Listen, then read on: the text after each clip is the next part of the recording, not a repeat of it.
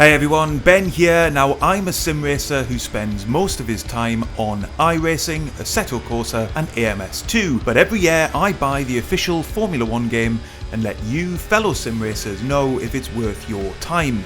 And this year there are some huge question marks against F1 24's handling and physics.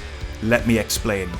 One of the lead new features in the marketing build-up to F1 24 was a refined handling model with new physics, and at the time of publishing this video, I think it might be broken. Some have speculated it's because the lead handling designer of recent years has moved on, others have suggested the game has been designed for pad players. Do I know for sure if either of these is true?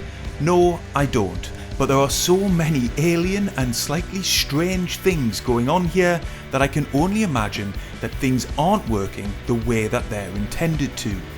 When you jump into this game, you'll find a handling model which is almost elastic when cornering at low speeds, with the car turning and then springing back if you turn then correct the steering angle.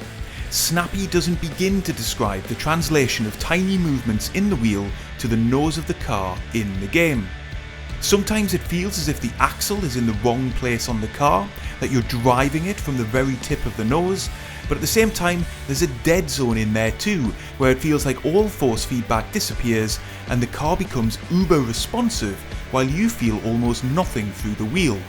I honestly don't quite know how to describe it, other than it's seriously weird. It can be addressed to a degree by cranking up the wheel rotation setting in-game, but even here, something is off. The settings in game don't impact the animation you see, even if they don't match the settings on my wheel. If things were working properly, I'd expect to see a visual disconnect between the two if they weren't set to the same degrees of rotation. But nevertheless, this does help improve the feel of F1 24, and after a few laps, the alien feeling recedes and the game becomes somewhat drivable. Esporters and those who play the game day in and day out on YouTube have recommended changing the setups of the cars themselves, both to go faster and achieve a better handling car. That can lead to some pretty extreme settings being recommended, and to be honest, if they work, that's even more worrying as it suggests the underlying physics engine isn't where it should be. The developers have apparently promised a patch to rectify these issues, which in itself is surely confirmation that something is not quite right in the launch version. Maybe it's as simple as the wheel rotation settings being off, or maybe it's something deeper in the handling model. Either way, it needs addressing quickly. It isn't all bad news on the handling front though. In medium and high speed corners, the cars can feel quite good, and most significantly, I think they've improved the feeling of the car moving through corners on throttle. I can get a sense of the car moving underneath me that was absent in previous titles, which is key as tyre wear and temperatures are simulated more accurately this year. I think giving players this greater feeling of changing grip levels through a corner is ultimately what the developers have aimed at this year. So who knows, with patches, maybe this can all be rectified and actually the new model will be an improvement in terms of simulation. But for now, even with these plus points, the title comes with a significant health warning when it comes to handling and physics. So, with all of that said, can a sim racer get any enjoyment out of F1 24? Well, only if you go into it with your eyes open. The core driving of this game is not where it has been in previous years, and even then, it's always lacked a degree of sophistication next to full-blooded sims. The force feedback in F1 24 remains adequate at best. There just isn't the comparable level of detail that you get in other titles, and even though the game allows you to push the force feedback up, if you go higher than medium settings, you'll start to get clipping through your wheel, and all of the canned effects for curbs and road feel can't compare to other thoroughbred sims.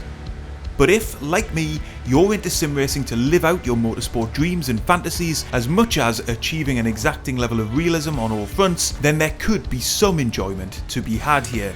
It goes without saying that all of the trappings of the real life sport are represented here, and that comes with a host of sim features too.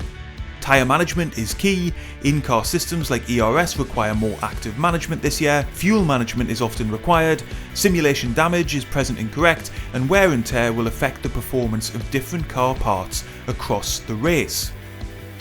But perhaps most importantly, all sim titles lack the kind of offline experience that F1 24 offers, both in terms of a large number of game modes and the quality of AI racing.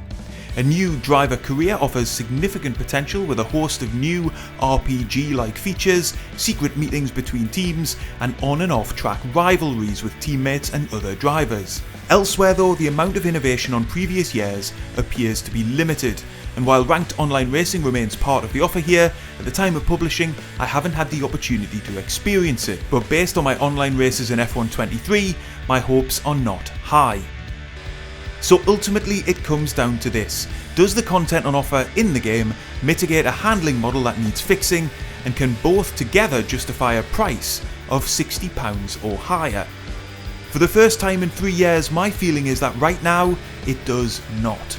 If and when the handling model is updated, I may revise that opinion, as I've always found a place for the official Formula 1 title in my library. But for now, it's really tough to recommend it to sim racers. After all, we have to put up with quite enough half-finished and ever-evolving titles as it is. Let me know if you've picked the game up and what you make of it in the comments, and I will see you on the next one.